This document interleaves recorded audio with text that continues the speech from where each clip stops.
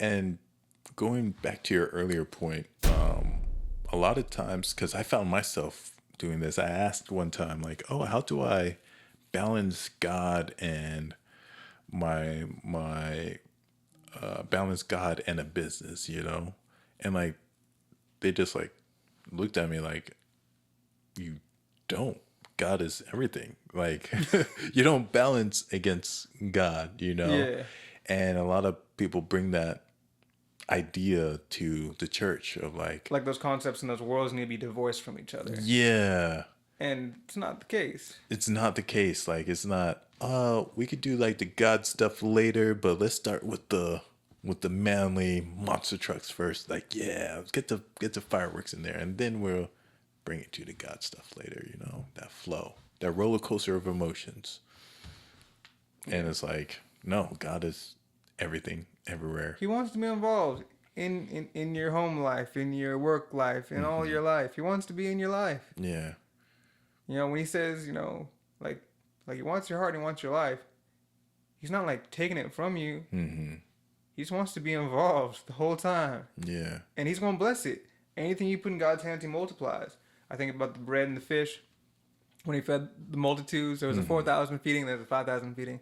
You put something in God's hands, he's going to multiply it. Yeah. Give your life to him. At least put John 3:16 on the back of that monster truck, at least. Like, something. Bare minimum, right? Yeah, like, because when you do look at the video, even in the background, there's like nothing, no crosses, no like Jesus Christ or God like things. Is this like in the background is like a motorcycle, like an image of a motorcycle, and it's like, how, what are we promoting here? You know, like what are we promoting here? Like, what are we Combustion doing? engines. Yeah. Combustion engines. The war of engine. Like, the Bible's so simple. It says, where Christ is elevated, he'll draw men into him. Exactly. Put Jesus at the center, lift him up. Yeah. You don't have to do anything crazy or weird to make people come to Jesus. Yeah.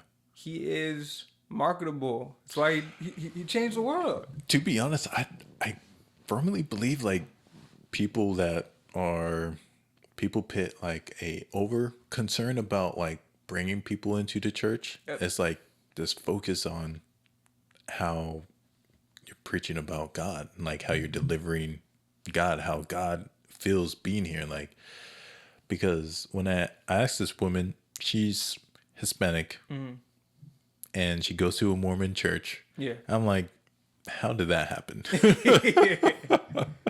And she just looked at me like, they paid my rent, you know, like, and that was it. And she continues to go to their church. And I don't think she's even like a hardcore converted believer. on Yeah. beliefs, yeah. But she goes to the church.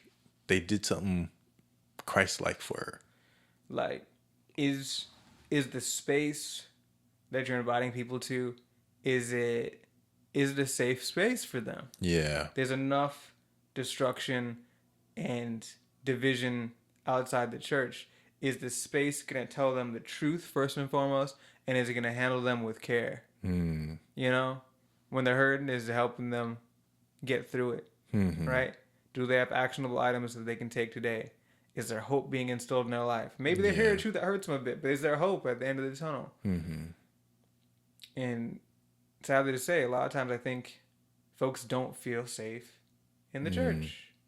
Or at least they've been fed an image outside of the church, so the church is unsafe. Sometimes they've had a bad experience in the church, so they have a real reference point. Sometimes they hear what the church looks like, and somebody in the church needs to make a concerted effort to make sure that as a body we're acting like it is visible and clear to see that we follow Jesus. Yeah.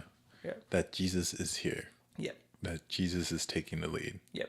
People are trying to be Christ-like, not me-like, not men-like, Christ-like. Yep. And